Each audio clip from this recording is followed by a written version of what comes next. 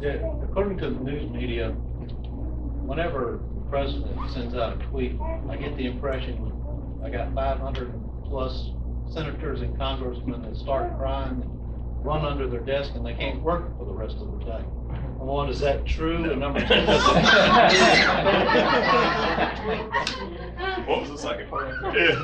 No, it's not. In fact, most of the time, we're laughing in our office that, boy, that's about to drive the media nuts. Now, I thought the Kofifi thing was brilliant. It was probably a mistake, but nobody else could make that kind of mistake, and now it become an official word in Scrabble. The guy's masterful. Now, there's some tweets I'm like, oh, I wish he wouldn't have done that. Okay, for instance, one. Just before the 4th of July recess, where we came back home to work, he sent out, well, we were passing some bills. We were actually going to do a lot of our border bills and the bills of illegal immigration during this week, as they were going to be filled while we're getting appropriations done. So we're showing that because the appropriations, we had the wall in there, so we're going to do all that at one time. The president called and said, look, we need a really good victory before we go on the 4th of July break. So we said, okay, we'll accelerate and we'll bring up Kate's Law and another one. And then there's another one, what is it? It's a hyphenated name. It's actually more the stronger bill. It wasn't quite ready to come to the floor, so we didn't bring it up. It's coming up here in the next few weeks, but they said, okay, we'll go ahead and do Kate's Law and this other one that actually restricts money going to sanctuary cities. We'll go ahead and do those just before we do the 4th of July break, so he has something to message. And while we were on the floor passing those, he tweeted something out about the lady with the plastic surgery, right? Nobody talked anything about the bills that we pass up. Sometimes I think just take his phone from him a little bit. A lot of what you'll see are folks that are in, and it's more from the Senate, I think, than the House. You got some House members who can do this, but what's going to happen is a lot of them are from Democrat-leaning districts, and they barely got elected, so they're trying to show I don't agree with the president on everything. And it usually it's a backlash on it, but what the media will do is just present it over and over again, and they won't say the name. So every time you hear it reported, you think it's somebody else, and it's very few. In fact, Paul Ryan and Donald Trump are like this. They're very good friends, and they're working together. How many of you have heard on the news media that the establishment Republicans are trying to stop Trump's agenda? How many of you heard that the establishment Republicans were trying to stop Trump from repealing and replacing Obamacare by putting in their own bill? The bill was released on a Monday evening. On Sunday, I got a call from my scheduler and said, the vice president wants to meet with you on Tuesday morning, or Tuesday at 2 o'clock. Problem was, my flight wasn't getting in, or he wanted to meet with me, Tuesday at 2 o'clock in the afternoon. My flight wasn't getting in until about 2:30. So we rescheduled some things we had and were able to take an earlier flight out. So I go and I'm thinking it's going to be a mass meeting with the vice president. It wasn't. It was myself, Tom Price, and 2 other individuals with the vice president. So they had released, I didn't know what the meeting was about at first, but then they released a healthcare bill, so I assumed he wants to talk to us about it. So we go in and I sit across from him and he said, this is the president's bill, and we would really like your support.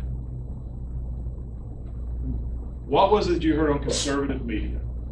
This was Paul Ryan trying to assert the president's agenda. When the vice president looked me in the eye and said, this is the president's bill. It isn't what Paul Ryan wanted. In fact, there's a criticism I just read yesterday coming out of the Conservative Review is criticizing Bannon because Bannon was criticizing Paul Ryan and said Paul Ryan wasn't born, he was created in a petri dish at Heritage. And he's just a clone of Heritage, and Heritage is attacking Paul Ryan. I mean, it's this circle of everybody attacking everybody else when the initial bill that was introduced was Donald Trump's bill. What Paul Ryan told him is this isn't the final version because we have a new way of doing business. Now, Tommy, who is works for the speaker, He's our legislative vice, and I talked to Paul most of the time when he talked to him about it. Tommy came to our district, our staff retreat, and he talked to our staff. He said, let me tell you the way it goes between the president and Paul Ryan. They meet once a week. They talk multiple times a day on the phone. He said with Barack Obama, it would be this way. The White House would call the Speaker's office and get a staff member on the phone and say, the President of the United States would like to talk with Speaker Ryan. So they would get Speaker Ryan, usually link him up on the cell phone. The Speaker would answer the phone and say, this is Paul Ryan. Please hold for the President of the United States. So they get on the phone with Barack Obama. Tommy says this is the way it goes now. Speaker's phone rings, he answers, this is Paul. Hey Paul, this is Donald Trump. Because that's the way it goes. 7 or 8 times a day now.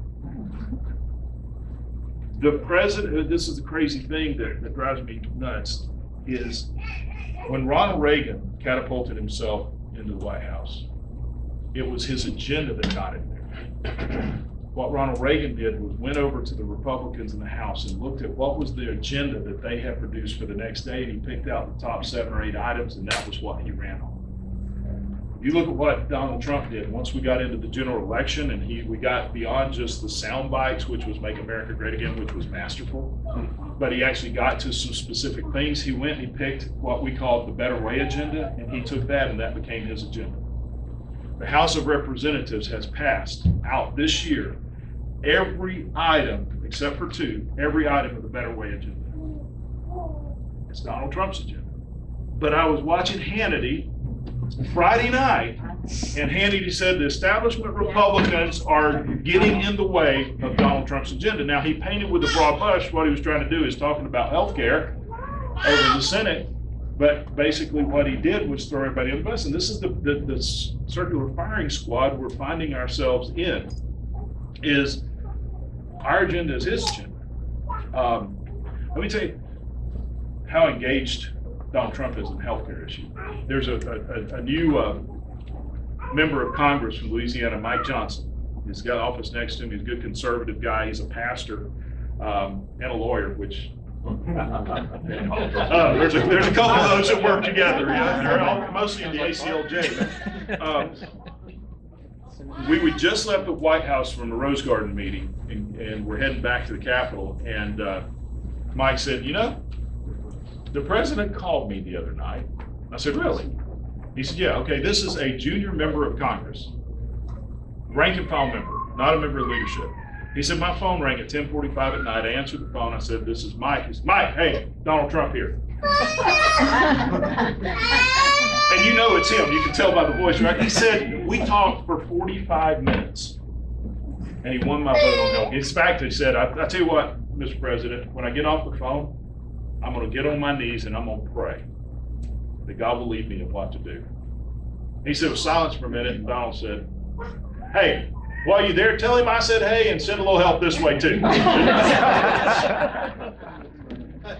This is the engagement we have between the White House and the House of Representatives you haven't seen before. So, yeah, there's a few that get out there, but keep in mind, that fake news is just going to blow it all out of proportion, because we haven't learned is we need to be winning on optimism, not pessimism.